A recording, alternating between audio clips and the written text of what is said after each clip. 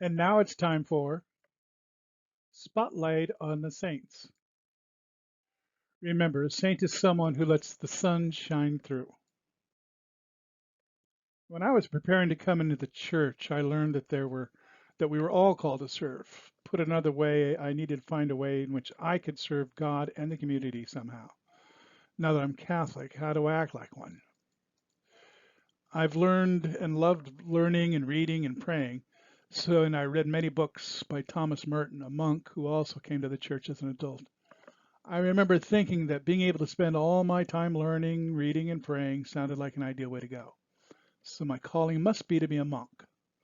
Now, this is a time when I began working with a spiritual advisor, kind of a mentor, Father Trainer.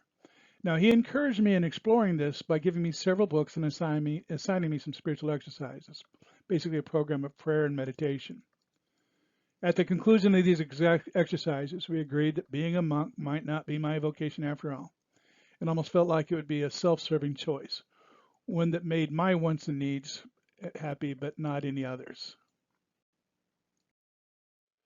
Some people suggested that maybe I was called to be a priest since I wasn't married then. Again, after a series of exercises and testings, Father Trainer and I realized that that wasn't it either. Then Father Trainer gave me two concepts that would make all the difference.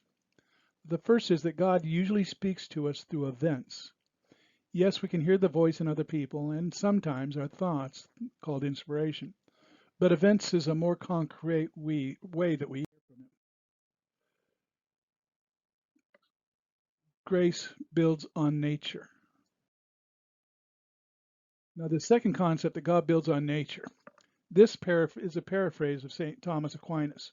Grace does not destroy nature, but perfects it.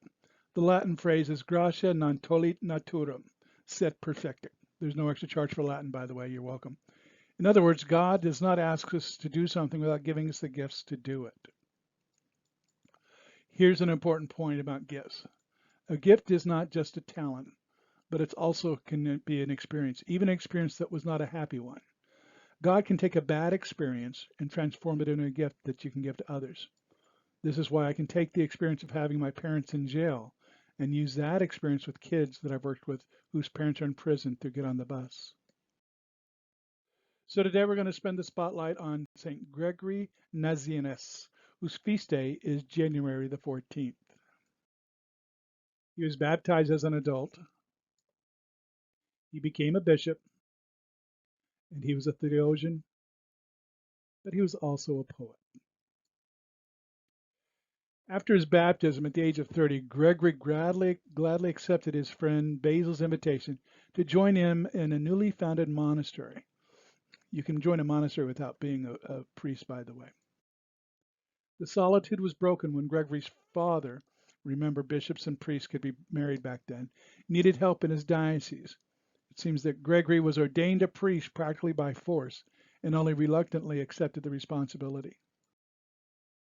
He skillfully avoided schism that allowed when his old father made compromise with Arianism. At 41, Gregory was chosen to be auxiliary bishop of Caesarea and at once came into conflict with Valens, the emperor who supported the Arians. An unfortunate byproduct of the battle was the cooling off of the friendship between the two saints. Basil, his archbishop, sent him to a miserable, unhealthy town on the border of an unjustly created division in his diocese. Basil reproached Gregory for not going to see his diocese when he was asked to. When protection of Arianism ended with the death of Valens, Gregory was called to rebuild the faith in the Diocese of Constantinople, which had been under Arian teachers for 3 decades. Retiring and sensitive, he dreaded being drawn into a whirlpool of corruption and violence.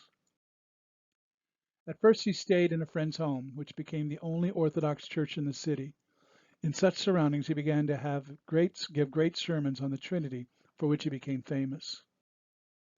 In time, Gregory did rebuild the faith in the city, but at the cost of great suffering, slander, insults, and even personal violence.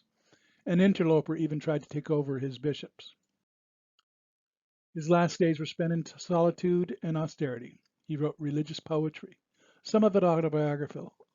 Of great depth and beauty, he was acclaimed the great theologian. But so what now what? We don't look at the saints like you would look at any historical figure that might be on a history test. No, we look at saints to learn what lessons of their lives that they hold for us to teach us about our lives. Some of the lessons we can see when we look at St. Gregory are: we are all called to serve. God speaks to us through events. Grace builds on nature. Even a bad event can be a gift for others. So how are you called to serve? Thanks for watching. My name is Dave, and I am not in charge.